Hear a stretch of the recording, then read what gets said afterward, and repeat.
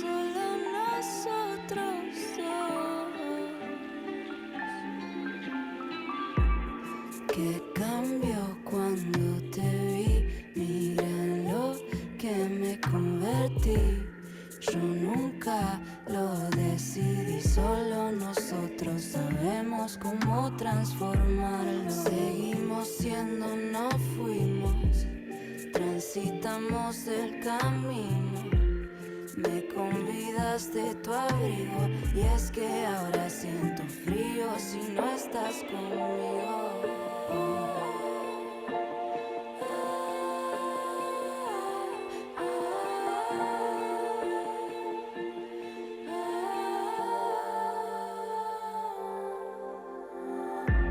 Solo nosotros dos, solo nosotros, solo nosotros dos, solo nosotros, solo nosotros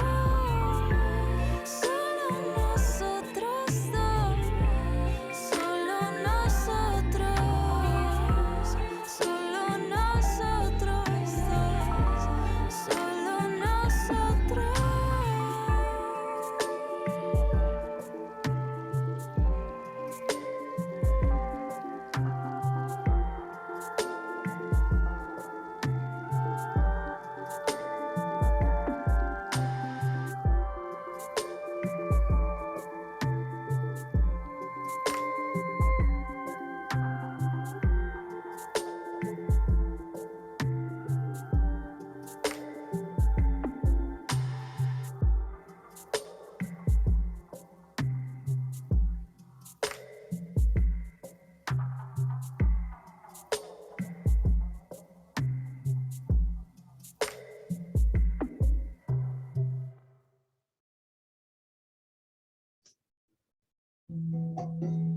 Buenas tardes, gracias por acompañarnos, gracias por continuar con estos encuentros de los terceros miércoles de la Asociación Argentina de Medicina y Cuidados Paliativos para compartir saberes y experiencias entre todos los equipos que trabajamos por los cuidados paliativos en la Argentina. Hoy el equipo anfitrión es el equipo de cuidados integrales del Hospital Austral, en el cual participan a la cabeza nuestros queridos Matías Nahún y Tomás Lagos. Ellos nos van a hablar de su experiencia en las actividades en la unidad de cuidados integrales. Ya que estamos todos los que estamos, Matías, gracias por sumarse, gracias por estar, gracias por recibirnos. Los escuchamos. Hola Liliana, buenas tardes a todos los equipos, estén donde estén. Una alegría compartir, saludo también al resto de los integrantes del equipo que están por ahí repartidos en sus lugares. Bueno, gracias por esta invitación. La idea es compartir una experiencia que como equipo de cuidados paliativos venimos viviendo y lo vamos a hacer entre varios integrantes del equipo. Arranco yo en estos primeros minutos. En febrero del año 2021 y transitando la pandemia, todavía uno de los principales momentos de la pandemia, verano del año pasado, me llama uno de los directores del hospital y me dice que lo que hasta ese momento había sido un lugar de internación para pacientes COVID en el predio donde está el Austral, en el mismo campus, estaban pensando que en breve podría transformarse en un centro de cuidados paliativos. En una sencilla llamada de teléfono me dice: armen un proyecto, piensen en necesidades, costos, factibilidad y hablemoslo. Les traduzco, teníamos que adecuar un lugar que quedaba a 1000 metros del hospital, en el mismo predio, remodelarlo, equiparlo, formar a la gente para que sea un centro de cuidados paliativos, y esto era ya, en poco tiempo. Hablamos un par de veces, pero en ese momento percibíamos que se nos abría quizás el sueño de todo equipo de cuidados paliativos de tener una unidad propia, con temas políticos, internas hospitalarias, en plena pandemia, temas administrativos. La sensación era que había un tren que pasaba allá y había que agarrarlo así como venía. que no nos podíamos poner muy exigentes, pero que había que ponernos a trabajar. Un hospital de agudos estaba mirando de lleno y con seriedad el trabajo de un equipo de cuidados paliativos y quería que algo que ya existía, un edificio, se transformara en una unidad de cuidados paliativos. Por eso el objetivo de este Ateneo es compartir con ustedes la experiencia asistencial y de gestión que desde ese momento estamos viviendo y seguimos viviendo como equipo, una situación que se nos presentó casi inesperadamente, como yo les decía. Alguna data de cómo venimos funcionando hasta que esto ocurrió. Nuestro equipo atiende en el Hospital Austral desde marzo del 2013. Arrancamos siendo 3 personas y hoy es un equipo que ha crecido. Somos, hasta ese momento, febrero del año pasado, 3 enfermeras, 5 médicos, uno de ellos en calidad de fellow, un psicólogo, 2 voluntarios, un capellán y una musicoterapeuta, y nuestro trabajo cruza transversalmente el hospital. Estamos cerca de los pacientes que están en emergencia, atendemos ambulatoriamente, atendemos en internación, recorremos la coronaria, llegamos a terapia intensiva. Nuestro equipo, después de muchos años, está inserto en la dinámica hospitalaria. Hasta ese momento la actividad de nuestro servicio estaba marcada por un seguimiento activo de unos 80 pacientes por mes, con 20 a 25 pacientes nuevos que se van sumando mes a mes a nuestra gran base de datos. Aproximadamente 15 personas fallecidas acompañadas cada mes. El 75% de las personas que cuidamos y acompañamos hasta ese momento, en estos últimos años, fallecen en el hospital. Estamos en Pilar, a 60 kilómetros de Capital Federal, pero la amplitud geográfica de nuestros pacientes, la localización hace que solo 2 de cada 10 vivan cerca del hospital, entonces la posibilidad de brindar una atención domiciliaria es muy difícil. Entonces, bueno, la mayoría de los pacientes, si bien hay coberturas prepagas que atienden domicilio, fallecen en Austral.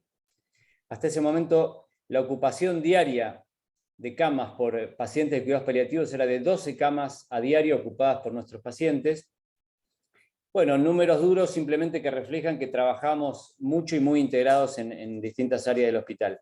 Ahora teníamos que seguir haciendo lo mismo, el mismo volumen de trabajo con este equipo, pero al mismo tiempo y bastante rápidamente poner en marcha un centro de cuidados paliativos en el marco de un hospital de agudos de alta complejidad, con residencias y universidad, y además con una complejidad extra, que es un hospital, complejidad que es una buena noticia, ¿no? Pero que es un hospital acreditado por la Joint Commission, que exige estándares y procesos y medidas de calidad que aseguran el cuidado, pero también complejizan que uno alcance esos estándares, ¿no? Así que bueno, en poco tiempo, como yo les decía recién, había que bajar ideas del papel con todo lo que hacía falta para una unidad de cuidados paliativos, explicarle al mismo hospital que éramos un equipo móvil, inserto en un servicio de clínica médica, y lo que significaba montar una unidad de cuidados paliativos. Al mismo tiempo teníamos que darle nuestra identidad, lograr mantener la calidad de cuidado, la calidad de experiencia del paciente y la familia, y había que, sobre todo, que trabajar en los pacientes que estaban internados en este hospital que ustedes ven en la foto, acostumbrados a una dinámica hospitalaria, que trasladarlos a otro lugar estaba bueno, iba a estar bueno, no iba a ser simplemente me sacan del hospital, me llevan a un lugar donde la gente va a morir. Había toda una cuestión que teníamos que analizar juntos. Y al mismo tiempo, y no menor, teníamos que cuidar al equipo. Nuestro equipo se iba a desdoblar. Algunos íbamos a quedar trabajando en este edificio y otros iban a tener que trabajar acá a 1000 metros, de hecho donde estoy sentado ahora, ¿no? Había que lograr que nuestro equipo, en medio de semejante cambio y reestructuración, saliera ileso, unido, en medio de tantos cambios. Bueno, y finalmente había que lograr que el equipo creciera, porque nos estábamos agrandando. Se van a integrar nuevas personas, muchos de ellos no afines a los cuidados paliativos, ajenos a los cuidados paliativos. Así que había un desafío de poner en marcha un centro y de que el equipo saliera fuerte. Así que bueno, desafío lindo. Todo crecimiento para cualquier equipo implica nuevas responsabilidades, en este caso frente a la institución, que nos iba a mirar mucho más específicamente. Íbamos a administrar, gestionar camas del hospital, y además nuevas responsabilidades para las personas. Todo crecimiento a su vez trae muchos cambios, como se imaginarán, y los cambios implican cosas buenas porque crecemos, pero también implican pérdidas y reorganización. Pero bueno, estábamos todos metidos en este sueño. Así que bueno, hemos desdoblado un poco después de esta introducción y ponerlos un poco en sintonía con esa situación tan rápida que se nos dio en febrero, ponernos a pensar y en poco tiempo recibir el primer paciente. Hemos desdoblado esta presentación en distintos oradores como para tratar de mostrarles por algunas ventanas cómo estamos trabajando, cómo estamos viviendo el día a día. En un ratito va a hablar Tomás, el doctor Tomás Lagos, va a hablar de los criterios de derivación, cómo es nuestra actividad y cómo nos organizamos. Después va a hablar Pilar Mendiguren, enfermera, actualmente la coordinadora de enfermería de UCIA, nuestra unidad de cuidados integrales. Va a hablar de la seguridad y de la gestión diaria de la unidad. Después Lorena Echeverri, nuestra psicóloga, va a hablar un poco de la transición que vive el equipo de allá y acá y que viven los pacientes. Y finalmente, Agustina Iturre, nuestra musicoterapeuta, va a tratar de ejemplificar un poco todo esto presentando a una paciente. Así que antes de terminar, yo quiero detenerme un poquito, antes de pasarle el micrófono a Tomás. Perdón, y después vamos a tratar de que esto termine que nos deje una media hora para intercambiar y charlar todos juntos. Entre todos deberíamos llevar 1 hora y media hora de preguntas. Antes de darle el micrófono a Tomás, yo quisiera volver a ese momento donde nos llega la oferta de armar una unidad de cuidados paliativos y volver sobre la importancia en un momento de cambio y crecimiento, de la importancia de gestionar el equipo, ¿no? Creo que la fortaleza de un equipo de cuidados paliativos es justamente ser equipo. A veces somos muchas personas, a veces somos muchas disciplinas, pero no siempre somos equipo. Y si algo caracterizaba la calidad del cuidado y lo que veníamos haciendo desde los inicios acá, era un equipo muy valorado por la gente. La calidad de la asistencia tiene que ver con que el equipo funcione como un equipo. Y entonces sabíamos que el equipo se iba a poner en juego. Nos estábamos desdoblando y había riesgos para el equipo. Así que una clave cuando nos llegó esta oferta de armar una unidad fue que todos fuimos partícipes de lo que ocurría. Todos nos íbamos enterando en reuniones semanales de las novedades, de que esto iba a ocurrir, de las decisiones que teníamos que tomar, de los avances semana a semana que el hospital nos iba dando. En fin, todo este equipo que yo les mencioné de médicos, psicólogos, enfermeros, voluntarios, nos reuníamos a charlar. No era Matías o algún otro que iba hablando con la dirección del hospital, ¿no? Todos fuimos parte de la creación de este lugar y al mismo tiempo de la reorganización. ¿Quién iba a coordinar? Lo pensamos entre todos. ¿Dónde iba a ser la reunión de equipo? ¿Teníamos que sumar nuevos integrantes? ¿Cuáles iban a ser los criterios de ingreso? ¿Cómo se iba a llamar el lugar? ¿Qué reestructuraciones edilicias teníamos que hacer? Las habitaciones hoy no tienen baño y no lo tenían, había que tirar paredes, en fin, había que tomar decisiones. Y esto que suena banal, hizo que hoy nuestro equipo esté fuerte y unido, porque a veces los equipos frente a los cambios, si no lideras bien, si hay roles ambiguos, si la gente queda fuera, bueno, a veces te quedas fuera del proyecto, por más que seas el mejor especialista en lo tuyo.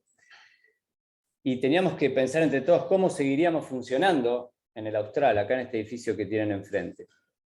En segundo lugar, todos fuimos como equipo partícipes de la formación de un equipo que iba a crecer y iba a integrar otros médicos, otras especialidades, iba a haber gente de limpieza, de administración, de farmacia, gestoras, que se iban a sumar a este equipo y todos fuimos parte de la formación de estas nuevas personas. Generamos cápsulas, pequeños videitos cortos con 15 temas claves para funcionar en una unidad de cuidados paliativos o integrales, desde síntomas hasta relación con las familias, hasta comunicación con los pacientes. Y entonces se integró una psicóloga, se integró Lorena, se integró una nutricionista, una kinesióloga, pero además el personal de UCIA pasó a ser una gran familia con las secretarias, la gente de limpieza, auxiliares, cocina, farmacia. Pasamos, muchos de nosotros, del anonimato de un hospital tan grande como este, a conocernos todos por nuestro nombre en esta unidad. Y esto hubo que prepararlo también. Digo, todo esto hace a la calidad de nuestro trabajo, pero en definitiva hace a lo que después los pacientes y las familias reciben, el trabajo de un equipo que se quiere y que trabaja de memoria, ¿no? Pero bueno, y voy terminando con esto, estos 1000 metros parecen poco, pero muchas veces, y acá alguna dificultad que fue surgiendo, porque no todo es color de rosa, a veces estos 1000 metros que hay entre el hospital y nuestra unidad, vamos y venimos, son un poco un océano, tienen distinto impacto. Algunos de nosotros quedamos trabajando en el hospital y otros trabajando en la unidad. ¿Por qué digo un océano? Porque a veces un paciente internado en el Austral que tiene que venir a la unidad de cuidados integrales, donde finalmente termina falleciendo, bueno, en algún caso no podemos continuar el proceso asistencial porque lo continúa otro. Lo atiendo yo durante un par de días, después lo continúa atendiendo Tomás, lo atiende Sara, nuestra enfermera, en el Austral durante algunos días, y después lo continúa atendiendo Pilar como enfermera. Bueno, a veces se nos cortan humanamente esos procesos. A veces impacto también esta distancia porque planeamos un traslado del hospital a UCIA con todo lo que eso implica, y a veces se frustra porque aparecen problemas edilicios, porque es un edificio que tuvimos que remodelar y aparece desde una gotera hasta que algo que no funciona, y entonces algo se nos traba y eso nos confronta. La dificultad es que a veces no es tan fácil explicarle a los pacientes por qué esta transición, a qué lugar van. A veces como equipo hace que nos veamos mucho menos, estamos en distintos lugares y perdamos el día a día, algo que es tan clave para un equipo, así que bueno, impacto en esa distancia. A veces los climas de trabajo no son tan parecidos, en un hospital de agudos se vive muy rápidamente, a mucha velocidad, trabajo con interconsultores, en las habitaciones se llena de médicos, entra uno, sale el otro, y el clima de UCIA por lo tanto es de serenidad, así que hay diferencias en los ambientes donde trabajamos. En fin, la distancia genera cosas que tuvimos que trabajar. Y finalmente, algunos de los integrantes del equipo pasaron de tareas totalmente asistenciales, y ahora lo van a ver en la presentación del resto del equipo, a tener que gestionar personal, reemplazos, a dialogar con prestadores, a renegar con auditores, a exigir arreglos porque nos quedamos sin agua y hablar con la gente de mantenimiento. Estamos gestionando 24/7 el cuidado de los pacientes y el cuidado de este lugar, ¿no? Así que cambios no menores. Con esta última síntesis simplemente quiero reflejar que la importancia de trabajar en equipo, de que sea un equipo que confíe, que pueda decirse las cosas aún en medio de las dificultades que uno siempre va teniendo por la adversidad y la responsabilidad del trabajo, y en estos casos por los cambios. Bueno, finalmente el 12 de julio, después de 4 o 5 meses de aquella llamada del director, recibimos a nuestro primer paciente, luego de mucho trabajo, redactar estándares, adecuar procesos, trabajar nuestro tablero de control, entrevistar gente, formar gente y demás. 12 de julio recibimos a nuestro primer paciente, y bueno, tipo anécdota, hicimos un gesto, un pequeño gesto, en esto de unir. Como el desafío era cómo mantener unido el hospital a este centro y que no fuera, bueno, los que se van para allá, los que van a morir allá o los que trabajan allá, ¿no? Cómo generar un puente y que fuera un piso más del hospital a 1000 metros de distancia. Y entonces la mañana que inaugurábamos, le fuimos avisando medio boca a boca a todos los servicios del hospital, o a todos los que nos conocen, que íbamos a hacer como una especie de puente humano, una caminata desde el hospital hasta UCIA, hasta nuestra unidad. Y fuimos invitando, y la sorpresa es que nos convocamos 10 de la mañana, ahí en ese parquecito que ven en la foto. Bueno, y fue muy emocionante ver salir al jefe de clínica médica a caminar con nosotros, a los residentes de clínica, a médicos de emergencia, a terapistas, a gente de mantenimiento, de limpieza, de farmacia, de ropería, a médicos oncólogos, que se fueron prendiendo a esa caminata, a gente que vino de afuera, a gente que vino del hospice, en fin, gente afín a los cuidados paliativos que caminó con nosotros esos 1000 metros como diciéndonos, bueno, estos 1000 metros no son nada, vamos a seguir unidos. Y ahí hay una fotito, no sé si Pili la tenés, que refleja un poco esa caminata. Miren esa arboleda que tenemos llegando a nuestra unidad.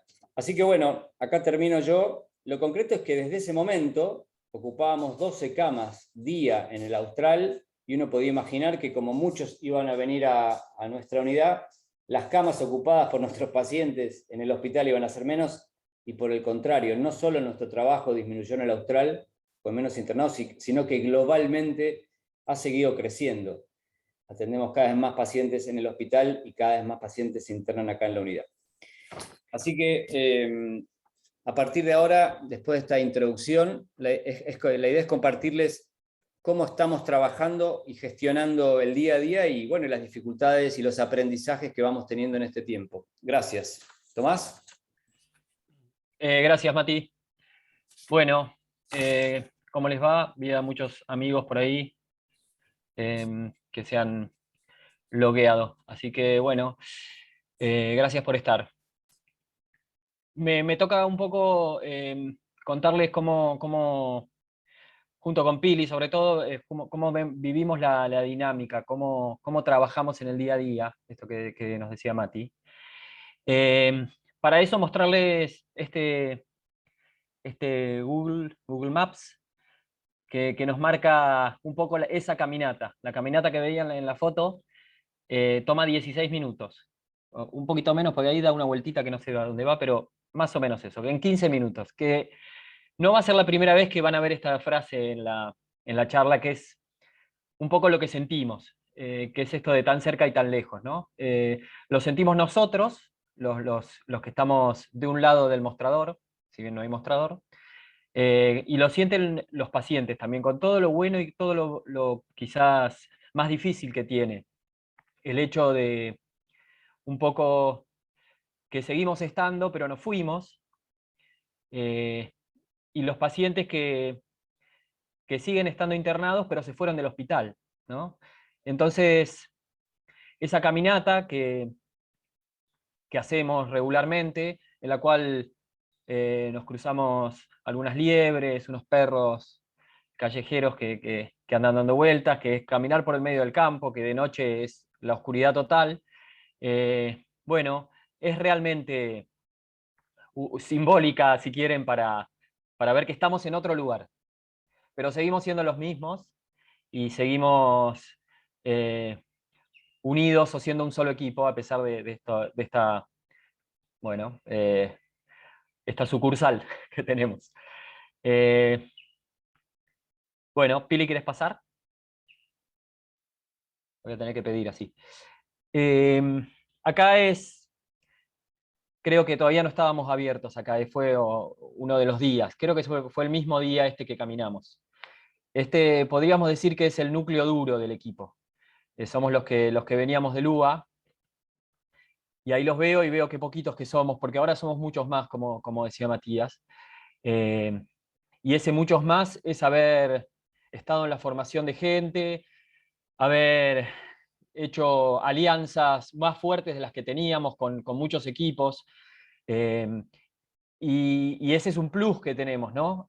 Porque si bien estamos físicamente en otro lugar, cuando necesitamos un oftalmólogo, tenemos un oftalmólogo que va desde el hospital a ayudarnos, o cuando necesitamos cualquier especialista, o la continuidad que se da con los oncólogos que siguen visitando a sus pacientes internados en la UCIA, que ya saben que no seguirán con sus tratamientos oncoespecíficos, pero eso no hace perder la relación. Entonces nos visitan o visitan a sus pacientes con regularidad.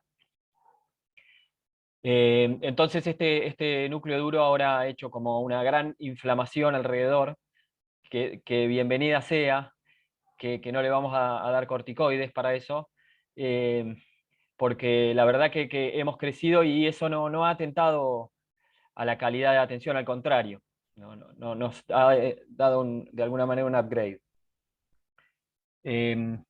Vamos, Piri. Bueno, números que sirven para dimensionar. Como les dijo Matías, empezamos hace muy poquito, tenemos menos de un año de vida, y de la mano de esos números, por ahí contarles un poco algunas cosas que vemos de la diaria. Como ven, la gran mayoría, como es de esperar, como me parece que es el común, por lo menos en los pacientes adultos, de nuestros pacientes son pacientes oncológicos.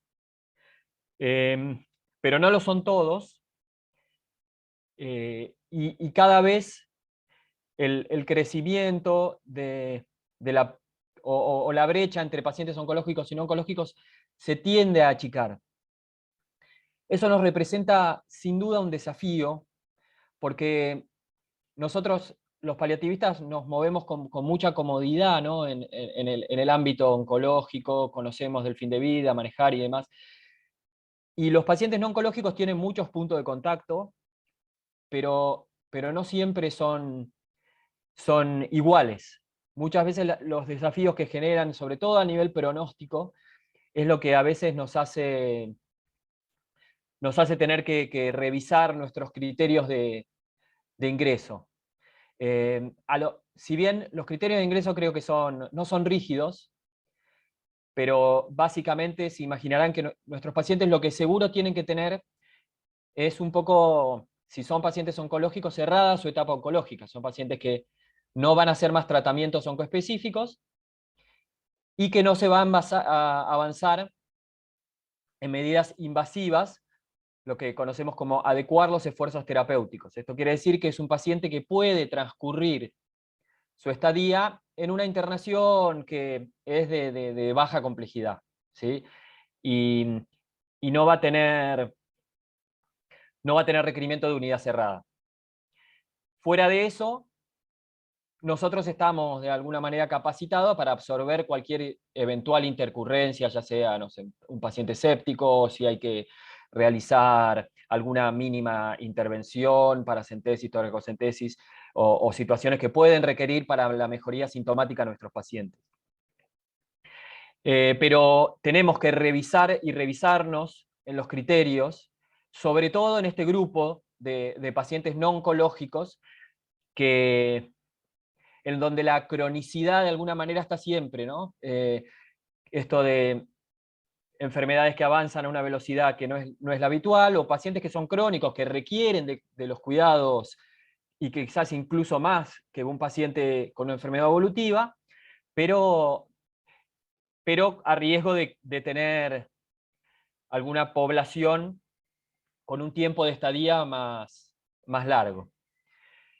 Y después, los pacientes, en cuanto a su evolución, es de esperar que más del 70% de los pacientes fallecen en la unidad, de los que son internados en la unidad, pero también hay un interjuego muchas veces con internaciones domiciliarias, pacientes que ingresan, van a su casa un tiempo y vuelven a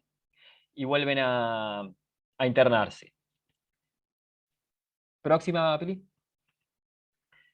La procedencia, esto hablando de los pacientes que llegan a la unidad, la gran mayoría viene del piso, de la sala de clínica médica, algunos vienen de las unidades cerradas, algunos llegan desde otros hospitales, y hay una proporción no menor que son los pacientes ambulatorios. Son pacientes ambulatorios que nosotros ya conocíamos, o muchos que vienen por primera vez a la unidad y quedan finalmente internados. Dale. Y lo que hemos visto desde que existe la unidad es este cambio en la proporción de la torta de pacientes fallecidos, y cómo la unidad de repente se lleva la inmensa mayoría de los fallecimientos, que eran pacientes que iban por lo general a fallecer internados, pero algunos también en domicilio. La inmensa mayoría de los pacientes que actualmente fallecen en la unidad son pacientes que potencialmente hubiesen fallecido dentro del ámbito del hospital de agudos.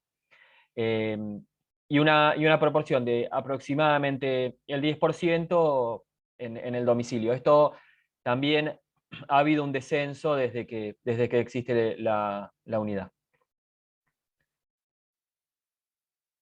Bueno, esto es un poco desmenuzar estos fallecimientos, y el gráfico de abajo inferior es los días cama que tenemos con pacientes paliativos en promedio por mes en celeste en el hospital de agudos, y en naranja en la unidad, y es parecido. Tenemos más o menos este promedio de unos 17, 18 pacientes internados, y flotando en 9, 10, llegando hasta 7 pacientes promedio día cama en la unidad. Bueno, y para ir terminando, se me ocurrió hacer esta suerte de foda informal, para contarles un poco algunas cosas que vemos. Bueno, ¿cuáles son nuestras fortalezas? ¿Qué situaciones han cambiado que vemos meramente positivas? Sin duda el cuidado 24/7 que podemos brindar ahora que no lo podíamos brindar antes. Antes nuestra presencia en el hospital era diaria, pero no permanente.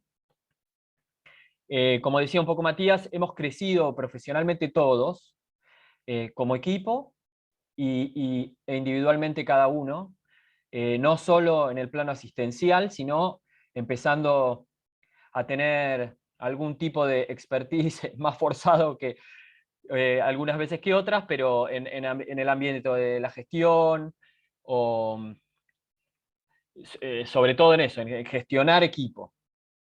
Bueno, sin duda que el emplazamiento, el contexto, el espacio verde y dónde estamos ubicados es una fortaleza del equipo, no es algo menor. El contexto, y los pacientes realmente lo ven así, poder vivir cuando la temperatura lo permite, poder vivir casi todo el día en su silla o en su cama y estar abajo de un árbol, realmente ayuda. Otra fortaleza sin duda es el respaldo que sentimos como equipo que nos da la institución en la que trabajamos, y cómo esta continuidad de cuidado que podemos brindar desde el hospital hacia la unidad. En cuanto a las oportunidades, bueno, cuando las empecé a enumerar, a la 10ª ya puse basta, pongo infinitas y que se entienda, porque es así, es lo que sentimos. Sentimos que no, miramos para arriba y no vemos el techo.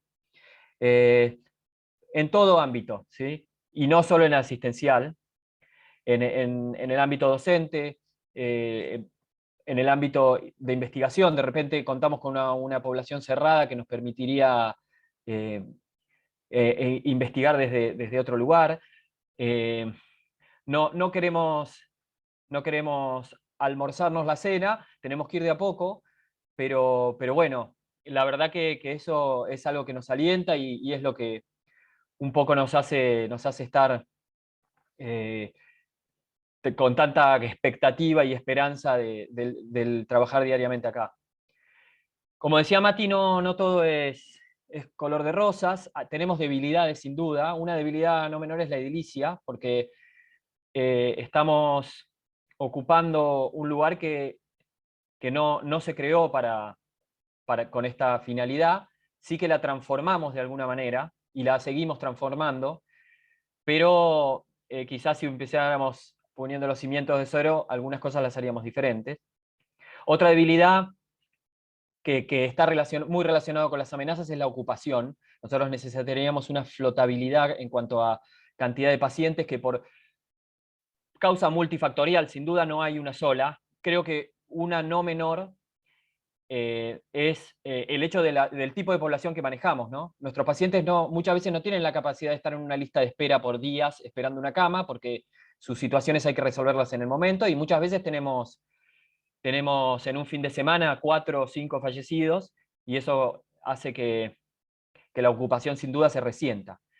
En cuanto a las amenazas, bueno, el tema es un poco estar internado en algún punto en una unidad de cuidados paliativos, sobre todo en el ámbito de la salud privada, es algo contracultural de alguna manera, y eso muchas veces los que deben pagar el día cama no lo entienden fácilmente, ¿no? Entonces, bueno, es un trabajo de día a día poder hacer entender que el motivo de internación muchas veces tiene que ver con cosas que no están tan en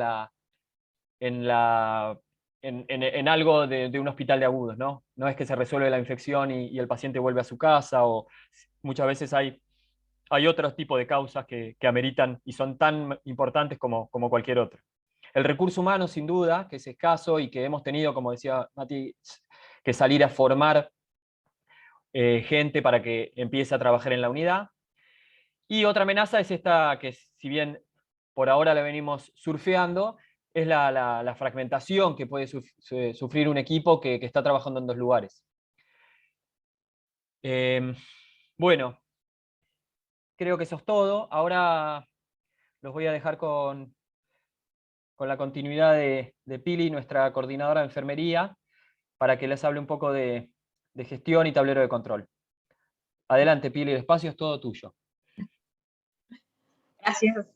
Bueno, un poco yo les voy a contar esto de cómo nos fue el camino de coordinar un servicio de internación de cuidados paliativos en este hospital que ya fueron describiendo, este hospital de agudos y acreditado por la JCI.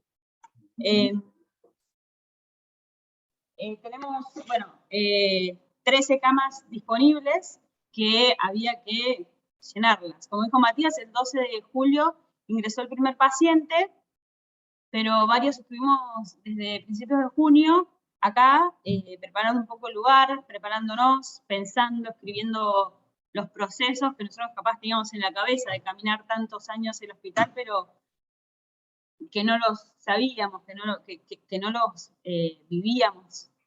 Y ahora nos tocaba ser protagonistas junto con los pacientes de esta unidad de internación.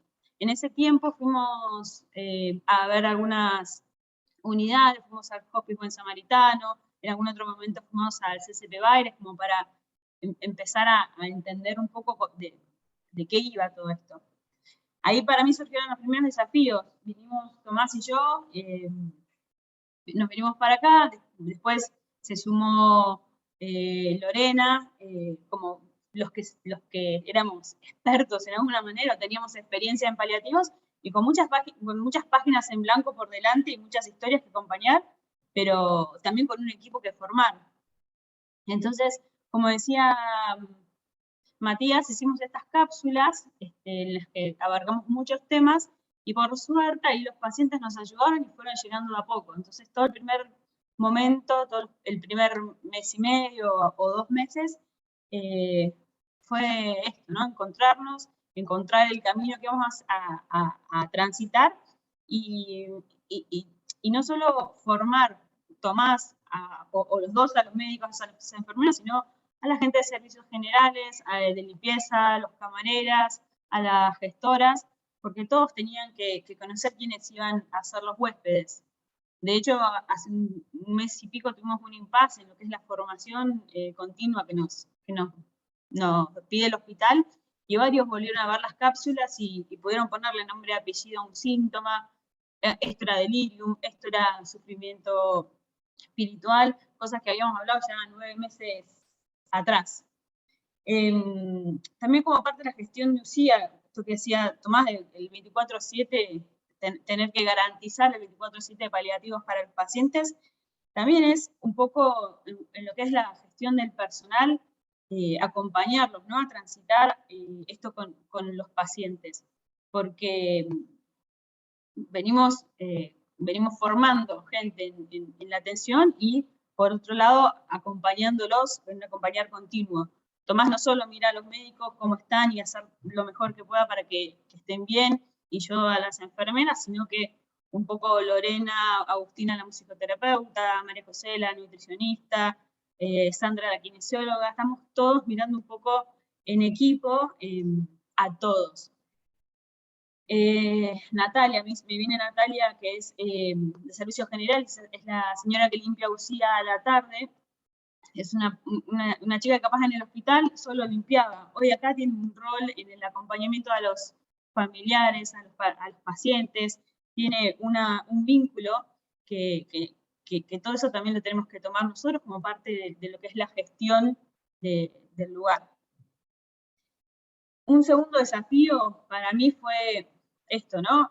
Pensar los estándares que nos proponía el hospital. La JCI es la Joint Commission que nombraba Matías, que tiene estándares que yo en algún punto, o nosotros los veíamos como acartonados, como rígidos, como una bajada de línea muy así, y en la vereda opuesta, como esta brecha, los cuidados paliativos. Nosotros que veníamos a hacer, bueno, vamos a hacer lo mejor por los pacientes, y nos encontrábamos con esto, ¿no?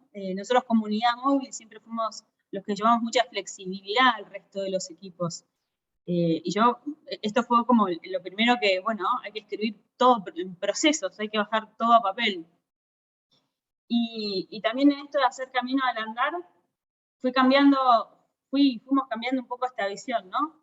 Pensar, bueno, no pensarlo como una brecha, sino, bueno, nos da márgenes. Capaz estos estándares o esta seguridad que yo necesito brindarle a los pacientes, me da márgenes en los que yo puedo moverme con los cuidados paliativos. Entonces, esta expresión Mind the Gap es como nuestra, es como inglesa, es como nuestra línea amarilla cuando vamos a tomar el tren.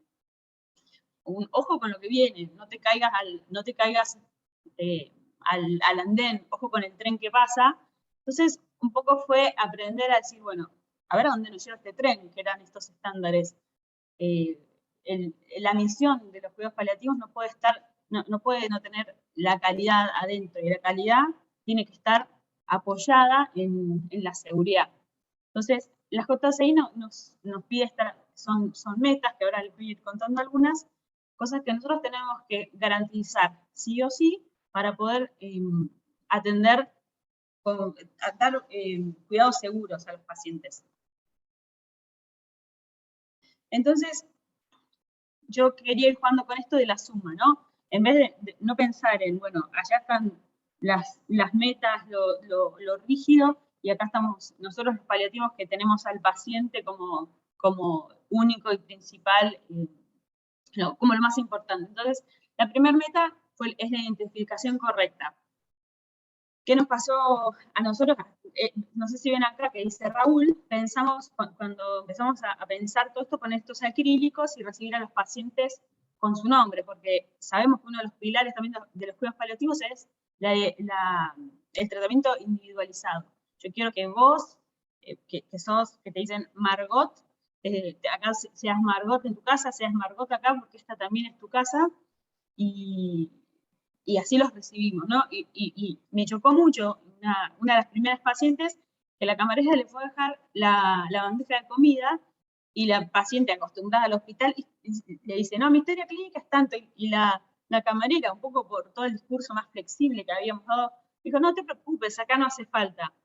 Y la cara de la paciente fue como, pará, ¿cómo no me vas a preguntar? Entonces ahí fuimos también volviendo para atrás, no, si esta es la meta, si esto es lo que hay que hacer para dar cuidados seguros, hagámoslo, que siga siendo Margot, que sabemos que le gustan los caballos, que sabemos que le gusta pintar mandalas, pero suma ir y mirar la pulsera como hacemos y como pide el hospital. Lo mismo es muy insistente el hospital con la meta 6, que es reducir el riesgo de las caídas.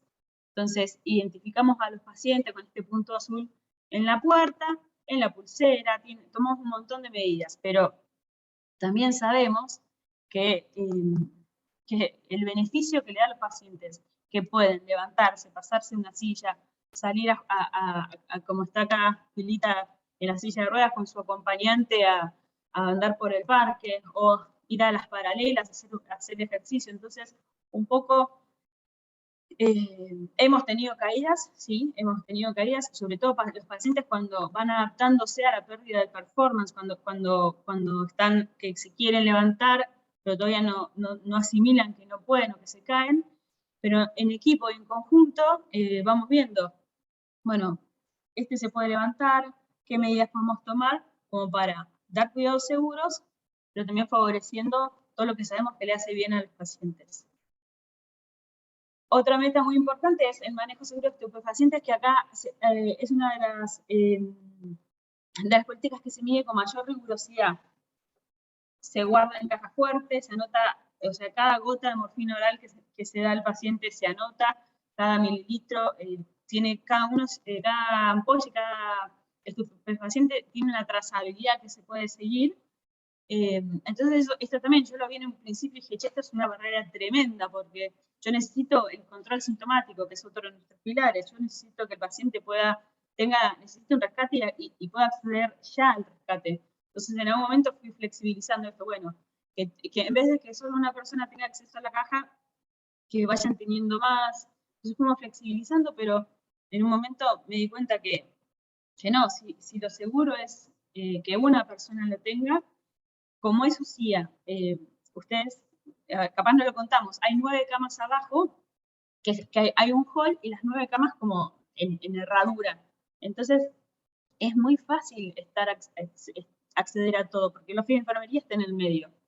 Entonces, esta barrera de seguridad es muy importante, y en un momento me dije, bueno, esto no retrasa el rescate, esto no impacta negativamente en el control sintomático. Entonces, ahí fuimos jugando. Otra cosa que se mide mucho en el hospital es el tiempo que percibe el paciente, que responde el enfermero, ¿no? Yo toco el timbre y percibo que es mucho tiempo o poco tiempo.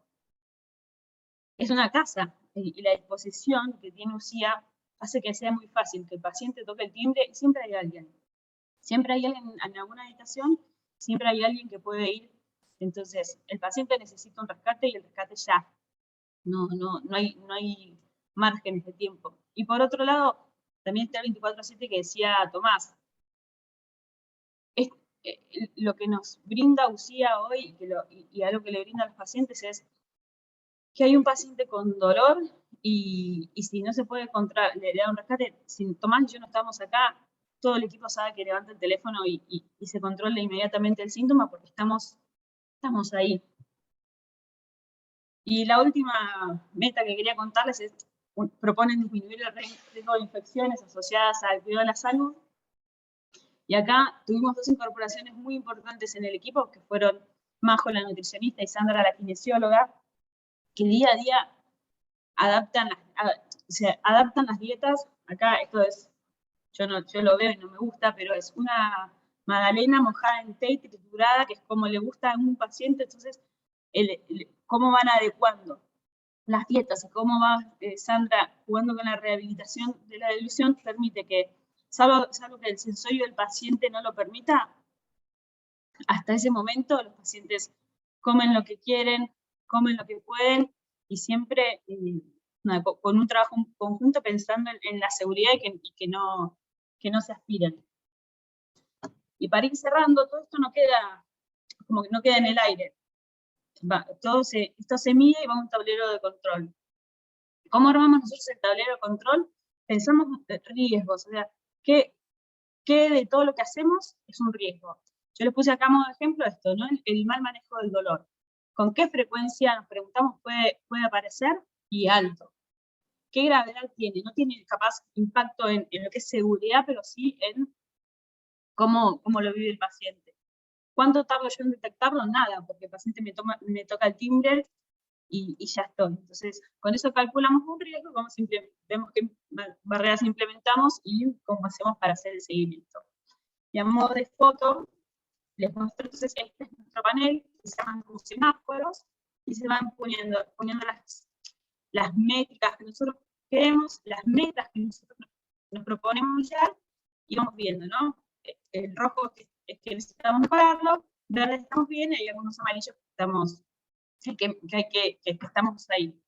Y hay algunos en blanco porque, como esto yo les decía, vamos haciendo camino al andar, hay cosas que vamos aprendiendo y vamos sumando de a poco.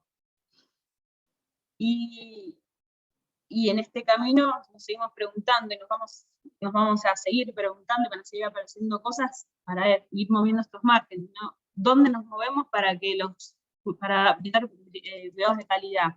Y también pensando en el margen más como desde lo económico. ¿Qué margen me deja esto? Y el margen es enorme, porque yo le doy a los pacientes cuidados seguros, de calidad y bien orientados al cuidado paliativo. Bueno, hasta acá llegué sin toser. Ahora los dejo con Lore, que le va a hablar, con Lorena Echeverri, que les va a hablar un poco de la transición en el equipo.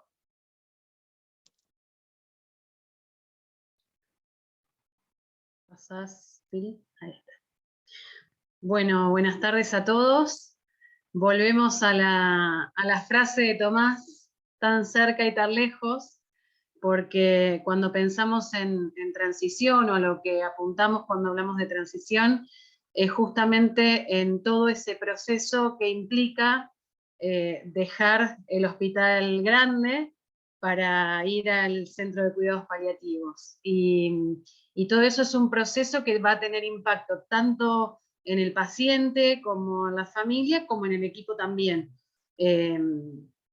Por un lado, y en primer lugar, como dijo Matías al principio, el gran desafío que asumimos es que siendo un equipo doble en algún punto, sigamos siendo el mismo equipo y tengamos una continuidad de cuidados, y que esa diferencia geográfica no se sienta o no vea un impacto en la calidad asistencial que las personas vienen recibiendo dentro del hospital.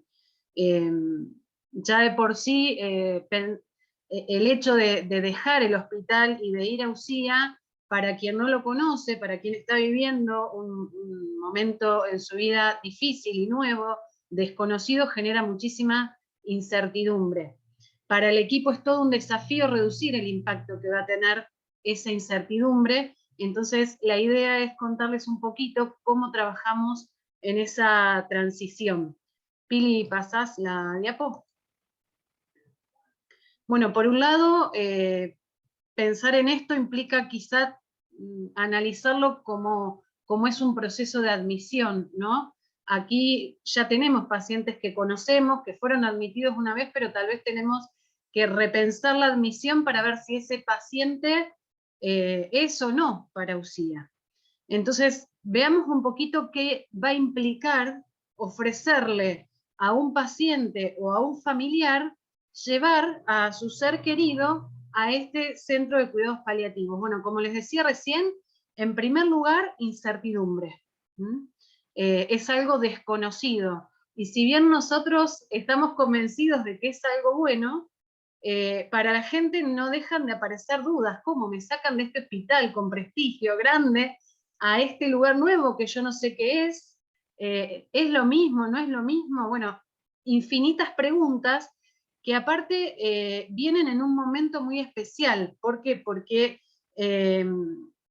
como decía Tomás, los pacientes que nosotros admitimos o ingresamos en UCIA son aquellos que están finalizando su tratamiento oncológico, que la ciencia les puso un límite a las posibilidades de curación. Entonces, es un momento que está fuertemente influenciado por emociones que no son positivas, claramente, por prejuicios en cuanto a lo que son los cuidados paliativos y esto de el morir y el no hacer nada más, los miedos que eso genera, también el grado de aceptación, independientemente de si la situación de salud fue comunicada o no por el equipo de oncología o por los médicos especialistas que están tratando en ese momento, no podemos ignorar que hay todo un proceso de adaptación psicológica que va a permitir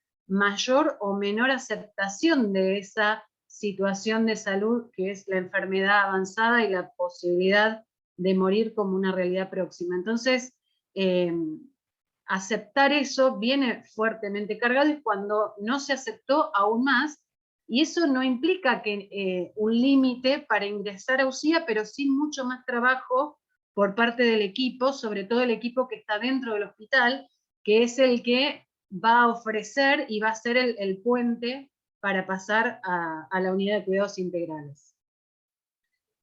Otra cosa que se debe comprender es que ya el objetivo no va a ser la curación, que probablemente el final está próximo, y acá me gustaría también hacer un alto. Nosotros trabajamos con una población que por lo general tiene muchísimos recursos, incluso muchos pacientes agotan instancias en el exterior para buscar una segunda opinión, para buscar tratamientos alternativos. Entonces, aceptar el límite es muy difícil y genera muchísimo sufrimiento. Hace un tiempo un paciente me decía, ¿por qué no me pueden trasplantar el hígado? Si me sacan el hígado me dan tiempo de vida. Digo, esto por ahí en otros contextos, yo que vengo de trabajar en otros lugares, en el hospital público, por ahí no pasaba tanto. En esta transición, toda esa angustia, todo ese límite es un aderezo a lo que ya implica la situación de aceptar que probablemente la vida está llegando al final. Otra de las cuestiones es que nosotros cuando ingresamos un paciente a UCIA, por lo general ya tiene una importante pérdida de autonomía funcional, entonces son pacientes muy dependientes que necesitan mayor cuidado quizá que el paciente que está en una internación domiciliaria o internado dentro del hospital general. Y otra cosa que tiene impacto, ¿no?, en este ingreso, es que muchas veces los familiares necesitan aceptar que ya no pueden cuidar, ya sea porque están claudicados, porque llevan mucho tiempo de enfermedad, o porque su ser querido necesita cuidados que no se pueden sostener en casa. No todas las situaciones de cuidados paliativos se pueden sostener en el domicilio.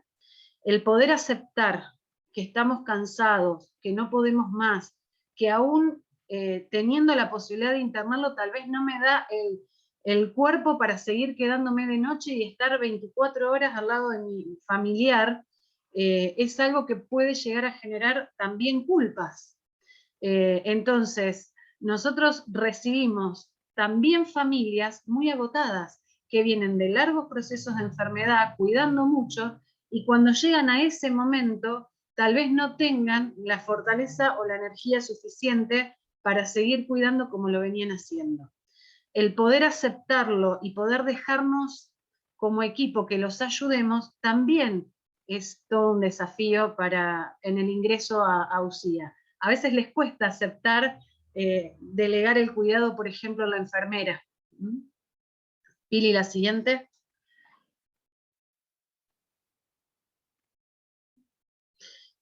Ahora, ¿qué implica para el equipo esa transición?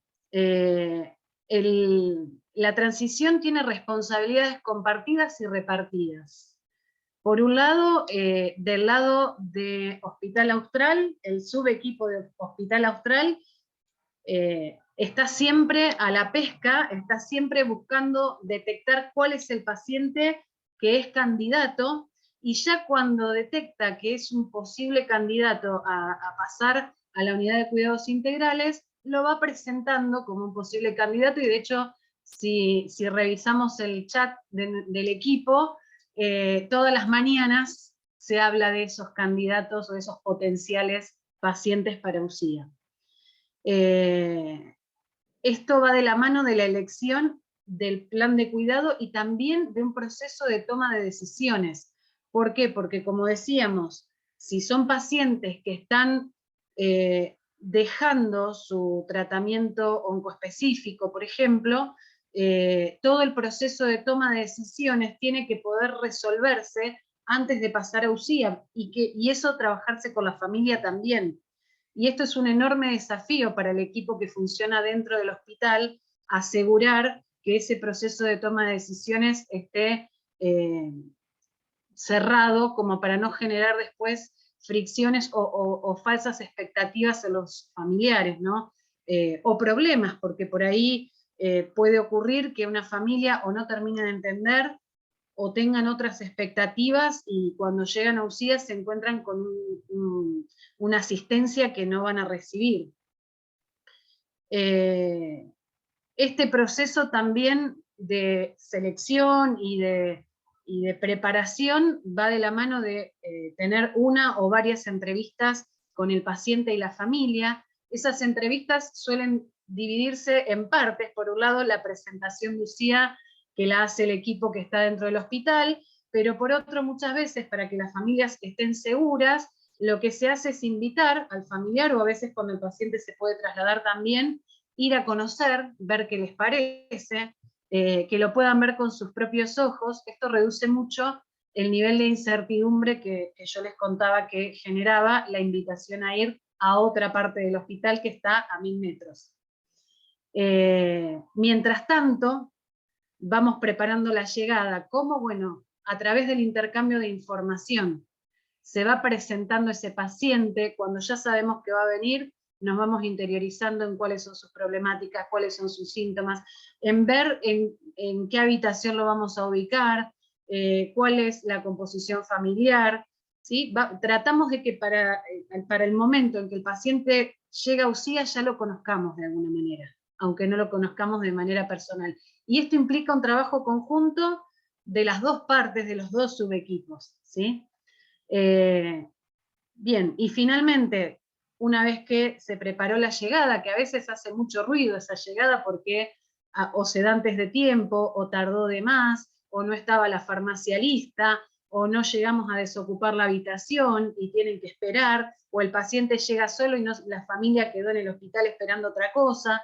La verdad es que contingencias hay muchas, pero tratamos de que esa preparación y que esa llegada sea lo más prolija posible, y junto con esa llegada pensar en conjunto con todo el equipo la mejor estrategia posible de atención para ese paciente, de modo de poder dar respuesta a las necesidades que ese paciente y esa familia tengan.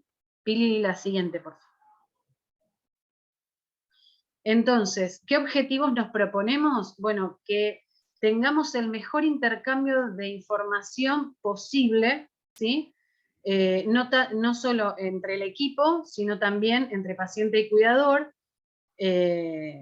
y también atender a las preocupaciones relacionadas con la salud, ¿no? Una buena comunicación es fundamental para reducir el impacto que puede tener esta transición.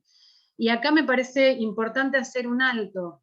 Hay algunos integrantes del equipo que trabajan dentro del hospital, como es el caso de Agus, que va a hablar después que yo, o algunos médicos, y hay integrantes del equipo que solamente estamos en el centro de cuidados integrales. Entonces, por ejemplo, en mi caso, el paciente que llega es totalmente nuevo.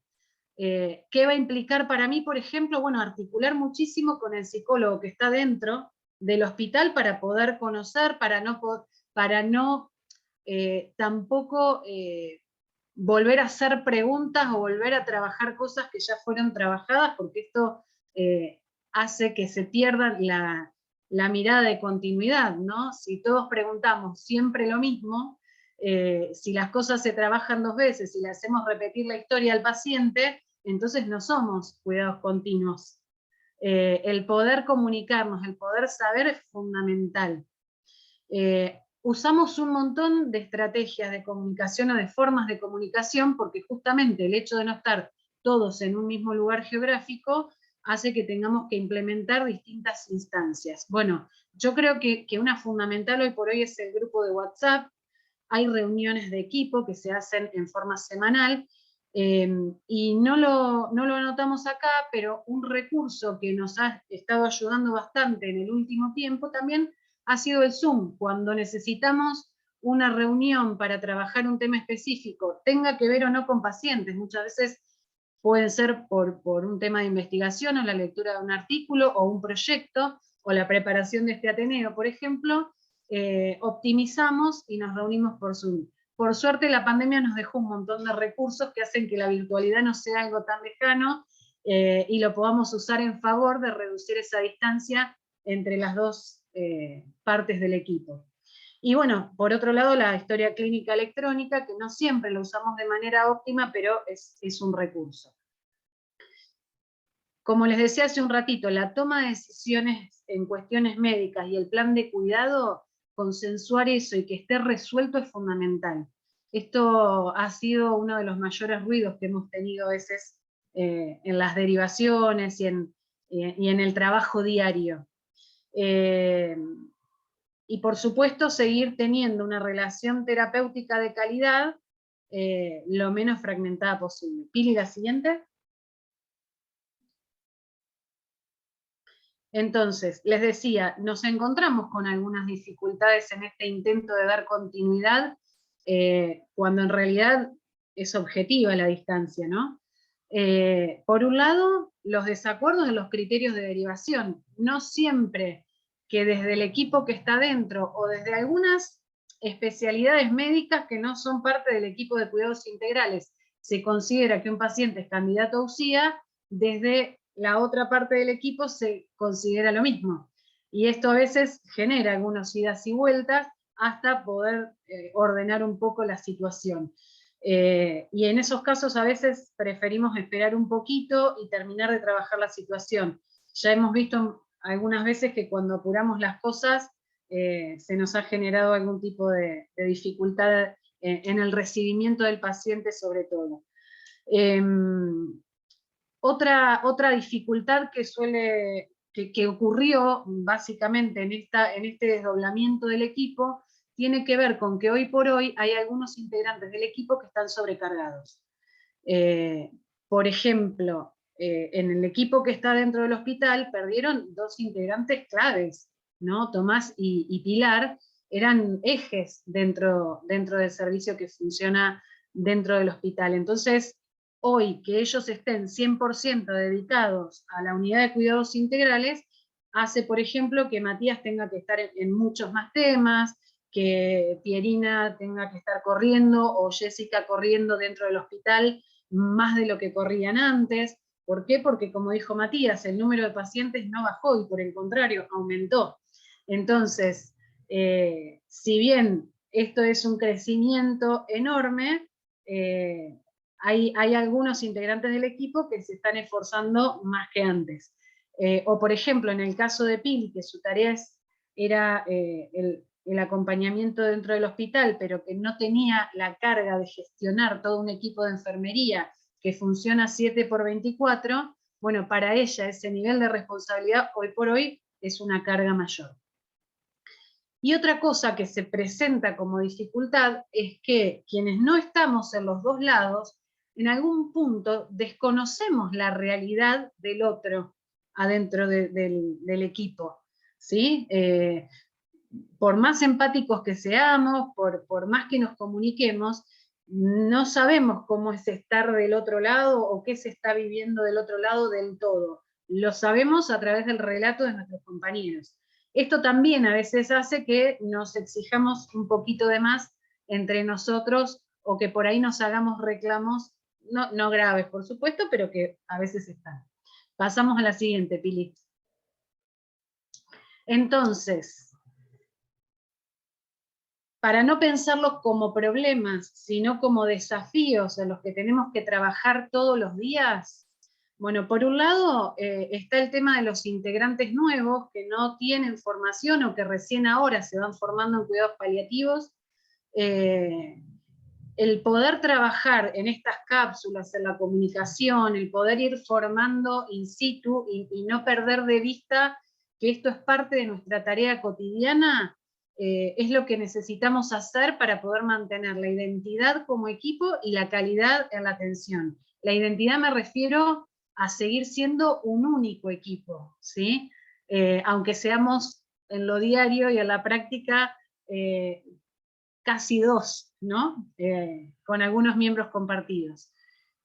Por otro lado, es no perder de vista que la fragmentación, esto de perder una continuidad, es un riesgo, una amenaza que está siempre ahí, como dijo Tomás, y que necesitamos permanentemente trabajar en ser un único equipo. Bueno, esto se hace, tenemos reuniones hace poquito, hace unas semanas nada más. De hecho, tuvimos un encuentro en el que nos encerramos varias horas a trabajar en nuestras dificultades y en los objetivos que nos proponemos para este año, y justamente en cómo hacer para seguir siendo un único equipo, aunque trabajemos en 2 lugares distintos. Y por supuesto, ante el desafío que es el no tener un contacto permanente, porque por ahí pasan muchísimos días que no nos vemos, ¿sí? Incluso hay integrantes del equipo que no nos cruzamos nunca y nos vemos por Zoom o nos comunicamos por chat nada más. El tratar de mantener una comunicación es responsabilidad de todo el equipo. Y esto, bueno, hace a un gran objetivo que eso que es tan lejos sea más cerca y que sigamos estando cerca y lo lejos se note cada vez menos en nuestra práctica cotidiana. Agus, te paso la posta. Gracias, Lore. Nosotras somos uno de los miembros que nos comunicamos por WhatsApp porque al momento no nos cruzamos. Y también, como decías, tengo como esta gran posibilidad de trabajar tanto en el equipo de Austral como en el equipo de UCIA o en los subequipos. Entonces, un poco mi desafío y mi tarea en esta breve presentación es ejemplificar con un caso esta transición o esta transformación también que viven los pacientes y los familiares que que vienen desde el hospital a UCIA, como es el caso de Silvina, que ya les voy a contar. Pero un poco con esto de la transformación, nosotros empezamos a decirle de manera así informal o espontánea en nuestras reuniones el efecto UCIA, y justamente empezamos a llamar, nos empezó a llamar mucho la atención, cosa que ya veíamos que nos pasaba en el Austral, pero que veíamos como que esto se daba de manera más intensa o de manera más rápida en UCIA, que es esta transformación que hacían los pacientes, este cambio como absoluto o muy significativo que hacían algunos de nuestros pacientes o sus familiares que se comportaban de alguna manera en el hospital y que al transitar por UCIA iban modificando, ¿no? En relación con la institución, en relación a nosotros como equipo e incluso en relación con su propia muerte. Y eso me hizo pensar un poco en un concepto de este psicólogo Irving Yalom, que habla de experiencias de despertar, como justamente este momento o este proceso de las personas en el cual empiezan a tener más conciencia sobre sí mismos, más conciencia sobre su muerte, y cómo eso les permite vivir de otra manera, vincularse con los otros de otra manera y poder percibir y disfrutar estos pequeños momentos en la última etapa de vida. Entonces, mi intención es mostrarles este caso de Silvina, contarles un poquito sobre ella y cómo fuimos acompañando estas distintas transiciones que ella tuvo, transición del lugar, desde el hospital hasta UCIA, transición de estos dos subequipos, y bueno, y tal vez la transición más importante de su vida hacia el final. Ella es música de profesión, pianista, compositora, cantante y directora coral. Armé un poquito esta línea de tiempo que va desde el 2013, cuando ella es diagnosticada y empieza a ser tratada en el hospital, hacia septiembre del 2021, fecha en la que ella fallece, internada en nuestra unidad UCIA. Como para que puedan visualizar un poco la organización y cómo fue el proceso de ella. Estaba recientemente casada, tenía 27 años en el 2013, embarazada de 20 semanas en su luna de miel. Ella es diagnosticada y se programa una cesárea a las 37 semanas de gestación y se termina diagnosticando luego un colangiocarcinoma. En ese momento ella no podía ser trasplantada, entonces se realiza una radioembolización para reducir un poco el tumor. Eso en las primeras semanas evolucionó bien, pero después empezó a empeorar su estado general y en ese momento es derivada al equipo de cuidados paliativos en el 2014 por control del dolor. Y ahí conocí a Matías y a Sara, una de nuestras enfermeras, porque todavía ese equipo era como mucho más pequeño en ese año.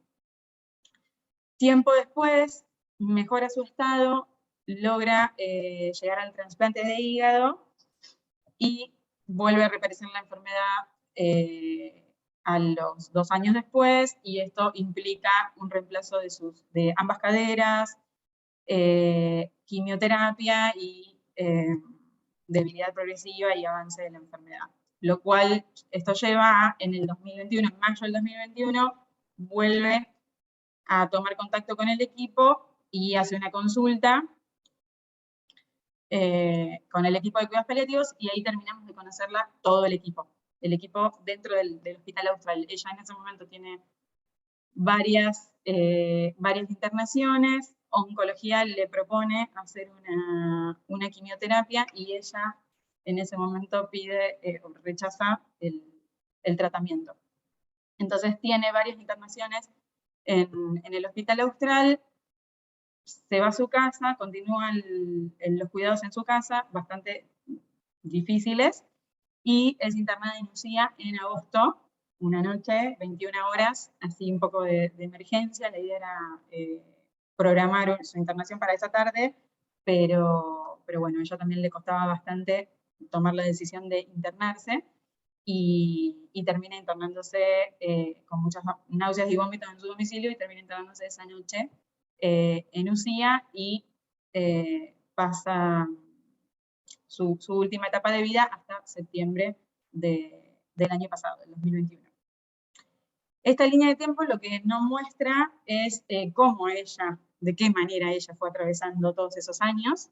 Si bien yo la conozco en el 2021 y puedo atravesar con ella sus últimas internaciones en UA y todo lo que fue su proceso en UCIA, desconocía lo que había pasado antes, entonces un poco estuve charlando hoy con un enfermero acá en UCIA que la conoce desde el 2013 y que la trató allá, obviamente con Matías y Sara, que también desde el equipo de paliativos la conocían, y la verdad es que todos la describen como una persona muy compleja, una persona que no tenía ningún inconveniente en decirte apaga la luz y salí de la habitación, o decirte a esta persona no me la mandes más, muy selectiva con las personas con las que se abría, con el resto poco receptiva, muy evitativa, pedía mucho, hacía como internaciones cortas porque ella prefería estar en su casa, aislada ya en los últimos años, sin recibir muchas visitas. La verdad es que en sus últimas internaciones en UA,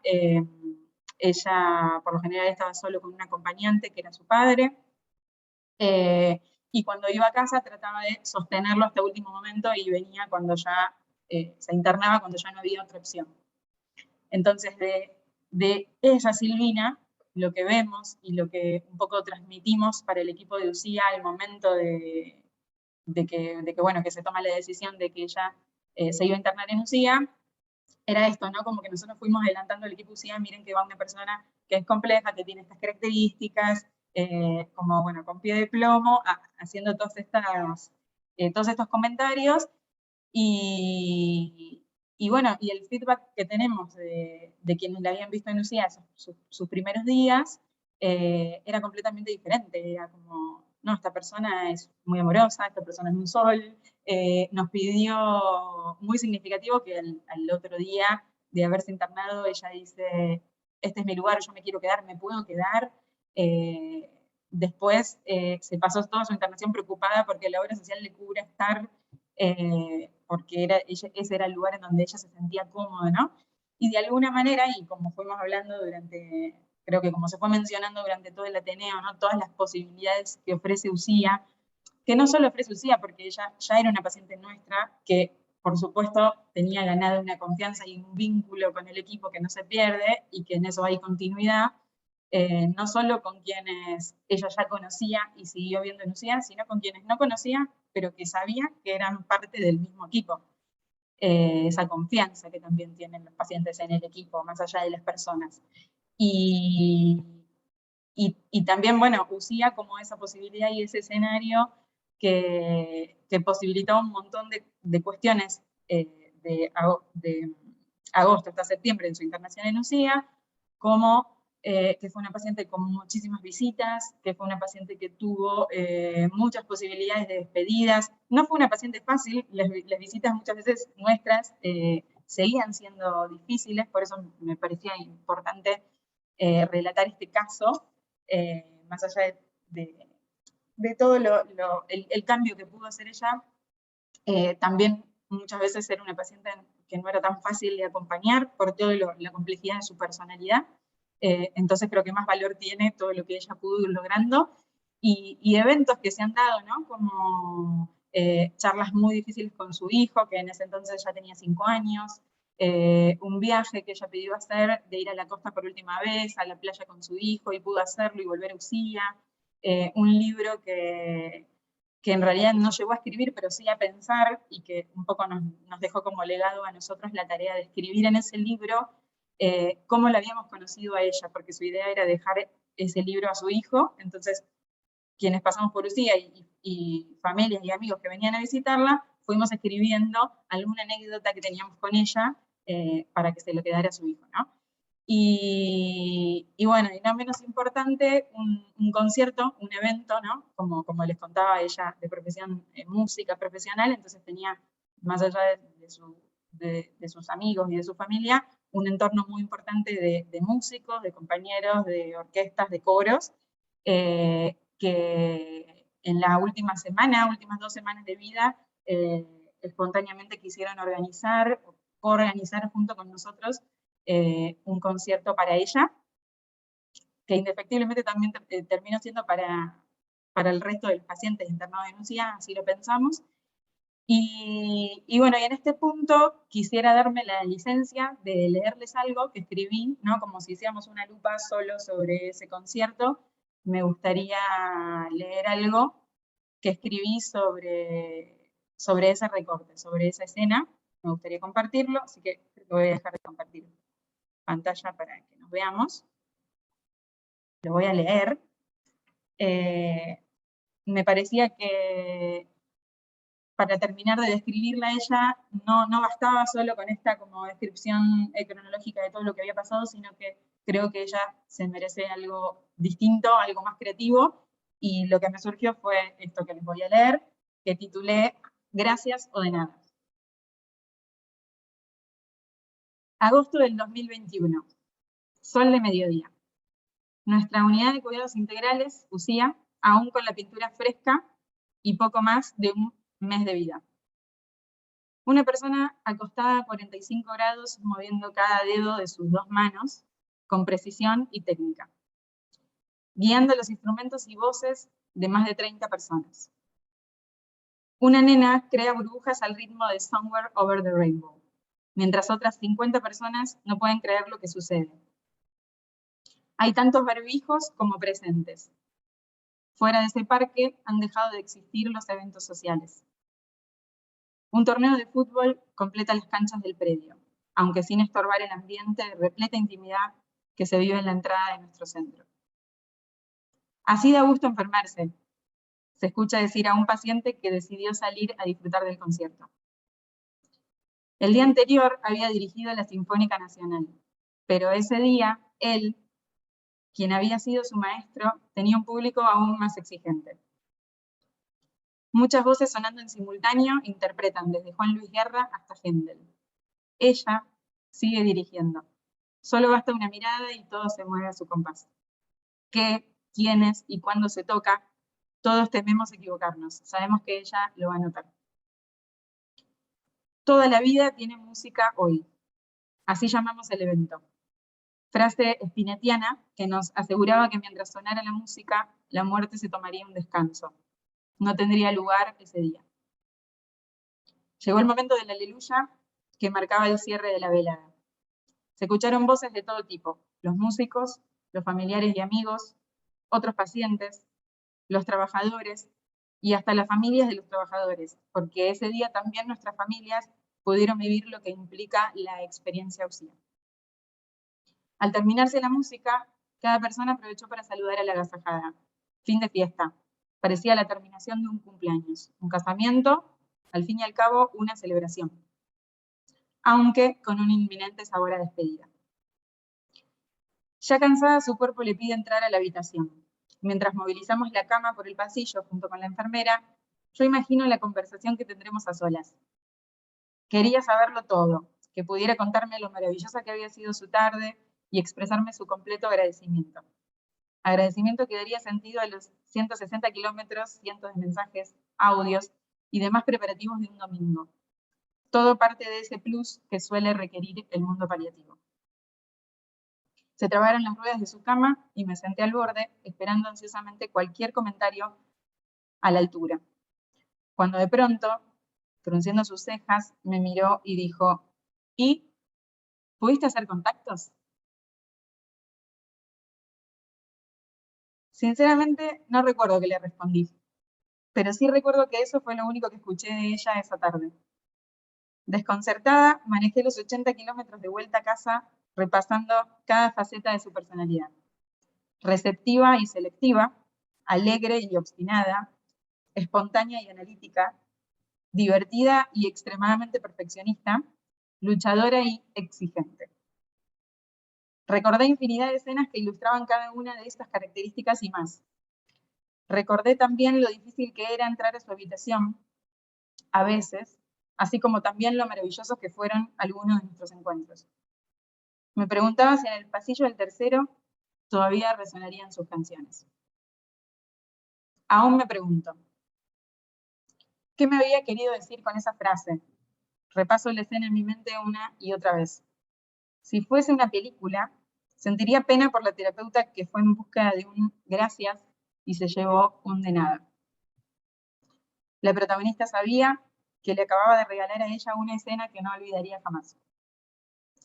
¿Qué es lo que esperaba escuchar? ¿Qué es lo que no me dijo? Afortunadamente y en sintonía con su condición de música, ella más que nadie intuía que las palabras no hubiesen hecho más que ensuciar el acontecimiento. Gracias o de nada. Elijo quedarme con la ambigüedad con la que se ofrecen ambas, aún más en el final. Porque acompañar el final de una vida significa también saber hacer silencio durante y después de la música. Una vez escuché decir a un musicoterapeuta: todos vinimos a esta vida a cantar una canción. Solo tenemos que descubrir cuál. Fe de ratas. Hoy siento más que nunca que vine a esta vida a escuchar una canción. Y ella sabe que me la ha regalado. Sabe que no necesitamos de aplausos y pancartas para saber dimensionar nuestra tarea. Dicen que morimos como vivimos y la imagino pensando: de lo que me queda, lo quiero todo. Exigente hasta el final y luchadora como pocas. Semanas atrás, y en tono de reclamo como acostumbraba, nos había dicho: yo les entregué mi voz, sospechando algún efecto producto de su sonda. El concierto no le devolvió su voz, pero sí le prestó por unas horas unas magníficas voces para celebrar su existencia. Y eso, creo, es lo más importante del cuidado paliativo. Estar, prestar, dar y, por qué no, recibir. Quizás sin darnos cuenta, esa vara imaginaria que ella tenía en sus manos y que nos desbordó de música esa tarde, marcaría la exigencia y el compromiso que cada uno de nosotros asumiría en adelante con cada historia. Historias que podrían no ser espectacularmente cinematográficas como esta, pero que necesariamente nos piden construir y dirigir nuestras propias exigencias a la luz de cada nuevo espectador. Por suerte, el jardín es el escenario inamovible capaz de recordárnoslo y de mantener cotidiana la premisa.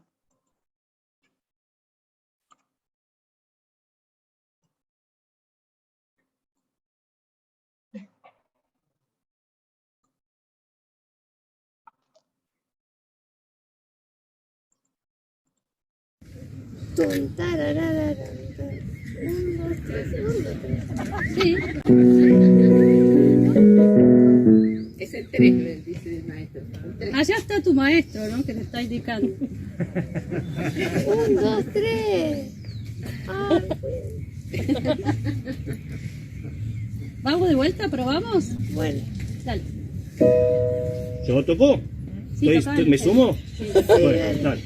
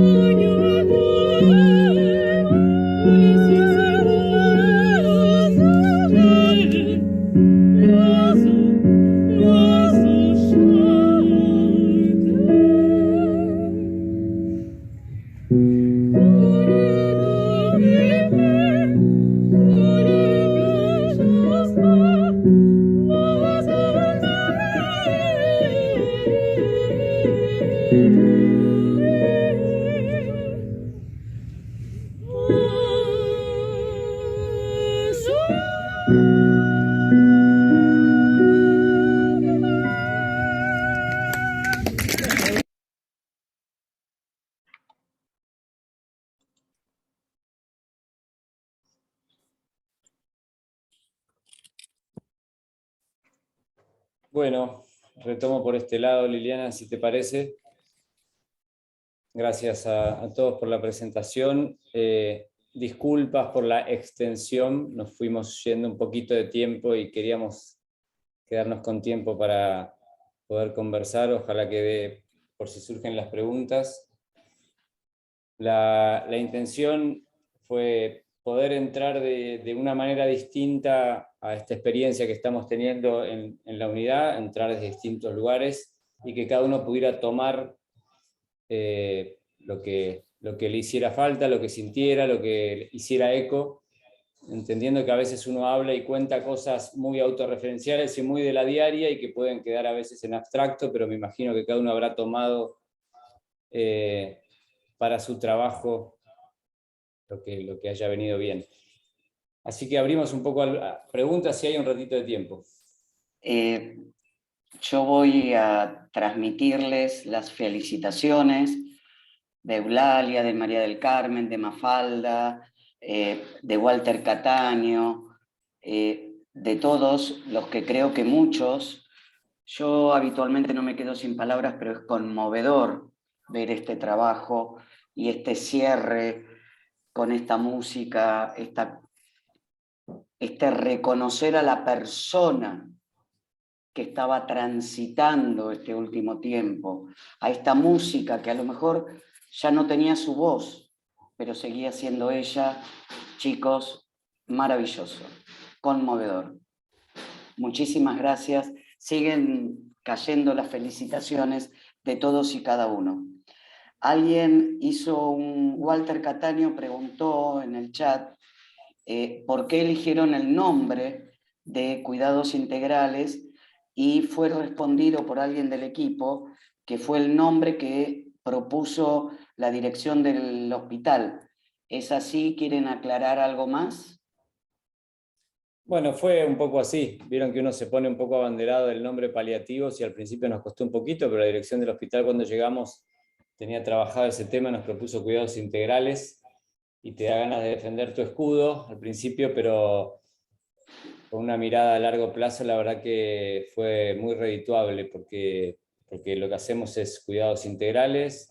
Es un nombre, como le ha pasado a Bruera, que a veces no vende y entonces tuvo que cambiarlo, y acá con Cuidados Integrales, bueno, estamos un poquito más cubiertos para ese miedo que la gente le tiene a cuidados paliativos, que después se entera lo que somos, obviamente, ¿no? Pero llegan bajando un poquito las defensas. Siguen las felicitaciones, asocian este final con la última exposición de Frida Kahlo. Voy a nombrar especialmente al doctor Carlos Caferata, que nuevamente les transmite las felicitaciones. Quiero hacerles llegar el agradecimiento de Laura Daoud, nuestra secretaria científica, que no pudo participar por otro compromiso, pero nada, que agradece el compromiso del equipo. Y ahora me voy a tomar yo, que me tuve que ir anotando algunas cosas.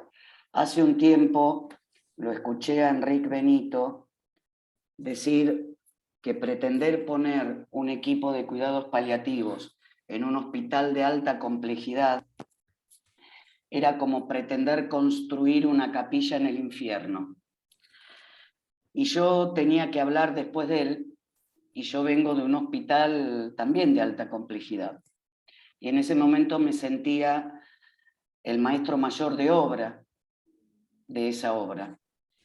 Y hoy, escuchándolos a ustedes, los felicito, los admiro, los envidio sanamente, porque es nuestro sueño, con todos, en particular con Carlos Caferata, lograr algún día, no solamente en nuestro hospital, sino que en todos los hospitales públicos, privados o de la seguridad social, tengamos unidades de cuidados integrales o cuidados paliativos.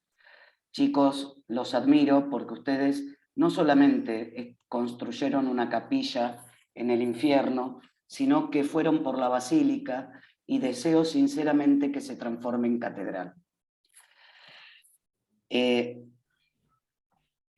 Gracias, Lili. Mencionaron... ¿Cómo? Gracias. No, si es el logro de ustedes, no mío. Mencionaron varias veces las dificultades de seguir siendo equipo. Dificultades que varios de los que estamos acá pertenecemos a equipos que tenemos atención en distintos niveles. Esto que les pasa a ustedes con 1000 metros, nosotros tenemos varios kilómetros, como 40, 30 kilómetros creo que son, y tenemos la gente de domiciliaria.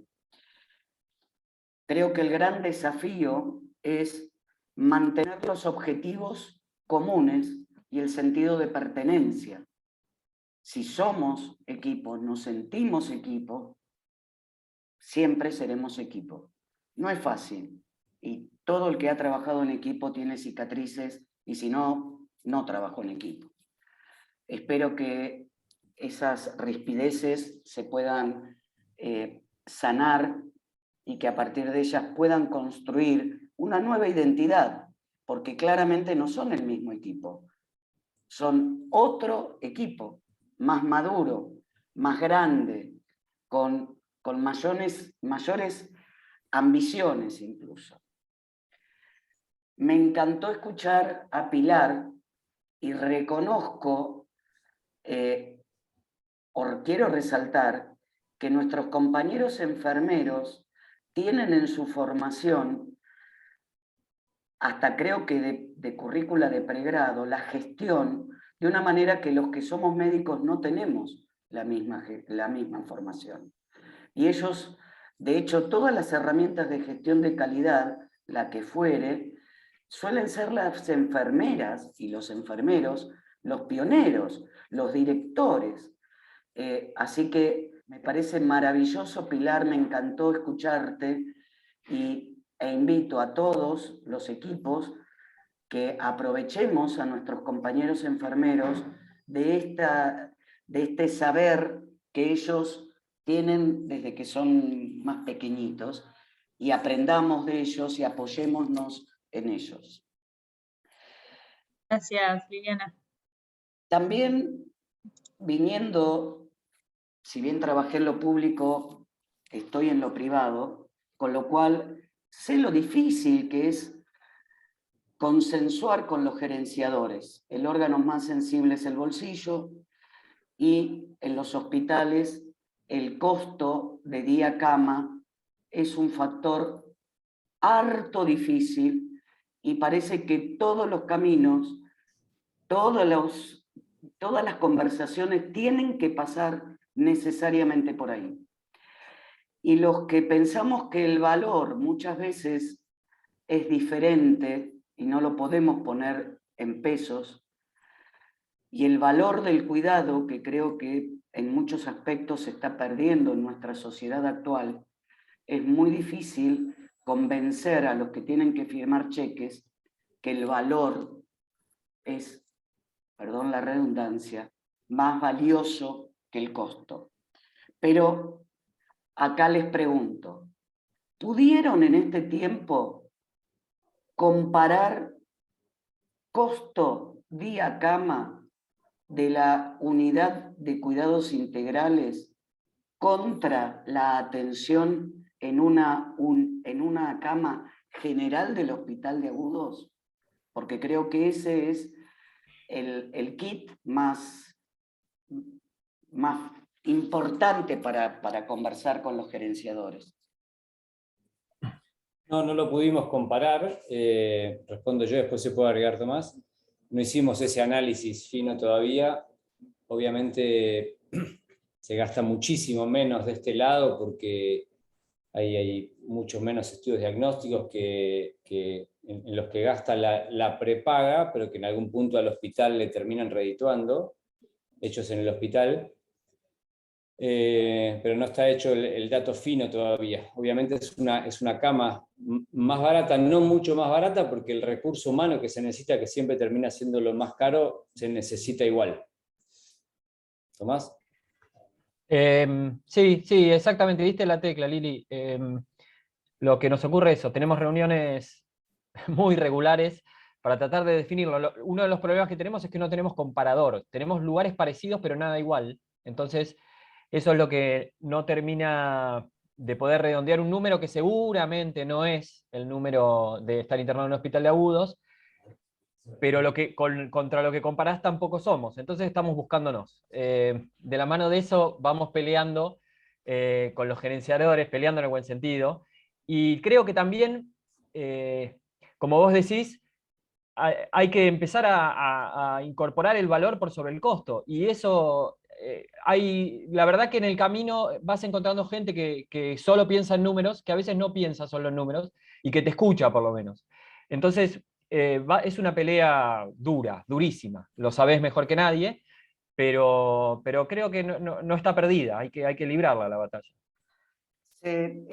Hace unos años, bueno, está ahí Carlos escondido tras el nombre de su hijo, de uno de sus hijos. Pero con Carlos en el hospital, con el equipo, quisimos evaluar medidas fútiles en final de vida. Y se me ocurre que a lo mejor poder comparar costos, no solamente de día cama, sino de tratamientos al final de la vida, y ya que son el mismo equipo, por ahí pueden tener acceso. Perdón que les tiro esta papa caliente, pero me encantaría que ustedes que tienen la posibilidad de comparar, nos den ese número para nosotros poder ir a pelear. Obvio, obvio. Y en relación al nombre, si bien, como decía Matías, todos tenemos el nombre cuidados paliativos en el alma, creo que también uno tiene que elegir qué batallas va a luchar. Y el nombre no es lo que importa, es lo que hacemos lo que importa. Así que si quieren ponerle cuidados integrales mientras hagamos cuidados paliativos, para adelante los cuidados integrales. Siguen lloviendo las felicitaciones. No quiero yo acaparar todo. Honestamente y sinceramente los admiro, los envidio sanamente. Quiero seguir sus pasos. Me encantaría que cada equipo de cuidados paliativos, sea de hospital público, de la seguridad social o de los privados, puedan transitar todos los pasos que ustedes vienen transitando. Cada uno lo va a hacer a su forma, con su estilo, con sus propios recursos, con los modos que su ámbito tenga, porque lo que a nosotros en mi hospital sirve, no sirve necesariamente en otro, y no puede ser aplicado. Ese creo que es el gran desafío. Buscar hacer con lo que tenemos en cada lugar donde estamos. Y ustedes lo están haciendo. Felicitaciones. En relación a la Joint, quiero hacer otro comentario. Nuestro hospital también acredita en Joint, pero si pensamos en cualquier herramienta de calidad, el gobierno de la ciudad también está pensando una línea de calidad que no utilizaría la Joint como herramienta, pero sea el FQM que utilizan los europeos o alguna norma ISO de venida para salud o lo que fuera, todas se centran en seguridad, efectividad y se centran en el paciente. Cuidados paliativos ha dado muestras más que claras que nos centramos en la persona. Cumplir un protocolo de seguridad no es lo que más nos va a afectar.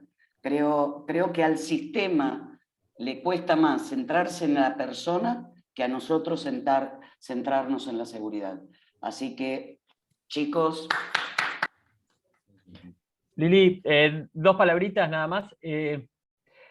Por un lado, por ahí puede pasar que piensen que nosotros estamos revestidos por ser el hospital austral de alguna situación especial. Para nosotros, en marzo del año pasado, esto era tan imposible como puede ser para cualquiera de ustedes que pueda tenerlo en la cabeza. Simplemente decirles que no claudiquen en el sueño si es que lo tienen, ya sea una unidad u otro. Eso por un lado. Una frase que no es mía, pero que estoy tomando cada vez más de cabecera, es que no se cambia el mundo sin molestar. Me parece que hay que ir. Y lo segundo es invitarlos, vengan, el que quiera, el que esté interesado en conocer, cuando quieran.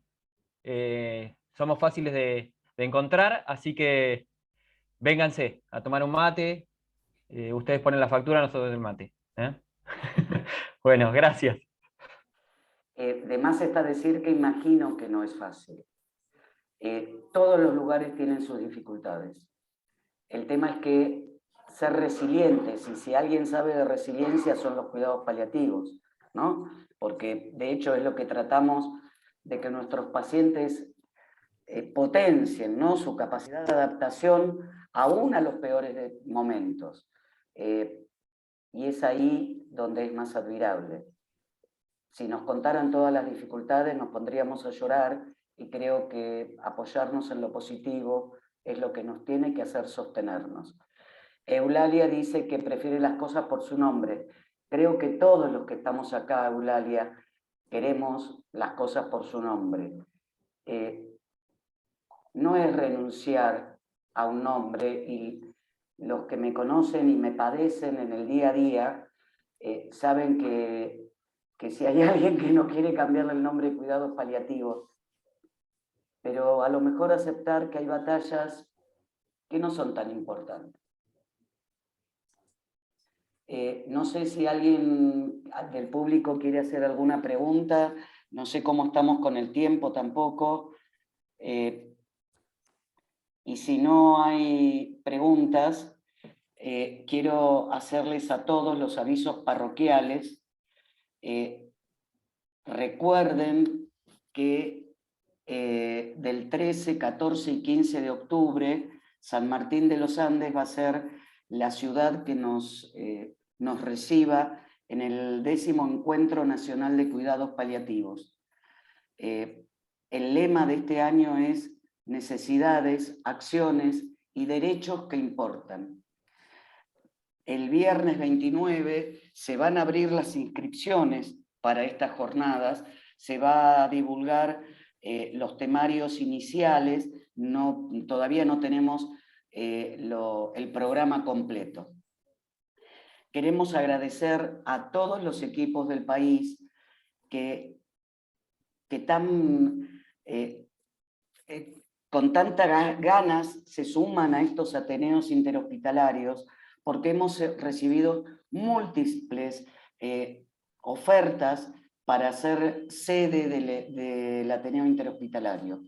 Fueron tantas que vamos a tener que sortear, porque el año tiene 12 meses y no tenemos espacio para meterlos a todos. Van a ser informados vía mail cuáles van a ser los equipos beneficiarios, y los que no puedan entrar este año entrarán el año que viene. Pensando en ateneos, el próximo ateneo va a ser el Hospital de Cuidados, el Hospital Raúl Cacabo, con el equipo de cuidados paliativos de Coronel Suárez, de la provincia de Buenos Aires. El tema todavía es sorpresa, así que nos enteraremos y disfrutaremos con ellos de lo que elijan, y aprenderemos con ellos. Y ya que la tengo a Lorena y ustedes la tienen a Lore en el equipo, agradecer a la Comisión de Psicología de la Asociación de Cuidados Paliativos, que viene trabajando ardorosamente y maravillosamente, y han armado el primer encuentro de psicología paliativa de América del Sur, que se va a hacer el viernes 27 y sábado 28 de mayo. Nuestra asociación va a ser la asociación anfitriona, pero convoca a varias asociaciones de cuidados paliativos del Mercosur. Inscríbanse, la actividad va a ser virtual, pero el temario es maravilloso, y bueno, conociendo a las chicas de la comisión, sí, seguro nos van a complacer y a brindar muchísimos conocimientos. Nuevamente felicitaciones, conmovedor el caso. Gracias, gracias, gracias, gracias.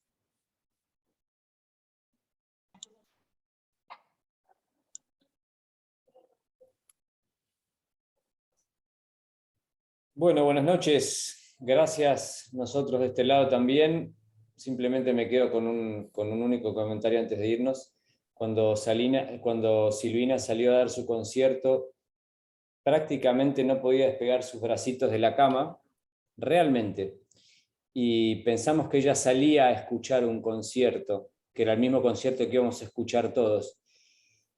Y la sorpresa fue eso que terminamos viendo, que caracteriza lo que siempre pretendemos, que ellos puedan protagonizar hasta el final, ¿no? Y la sorpresa fue que ella no, como era ella, no se contentó con escuchar a su coro, sino que necesitó dirigirlo. Y esos brazos que no se despegaban de la cama por su caquexia, se levantaron durante 2 minutos y dirigieron un coro, ¿no?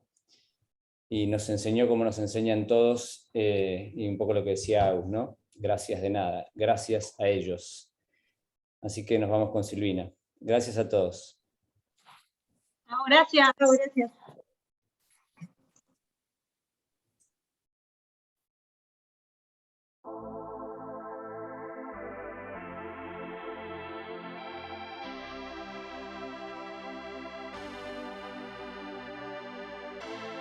No entiendo por qué llaman si antes nadie llamó.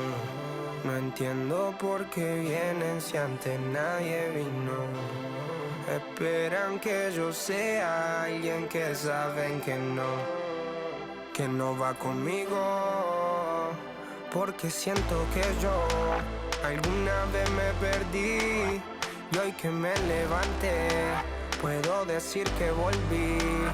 Porque siento que yo alguna vez me perdí y hoy que me levanté creo que nunca me fui.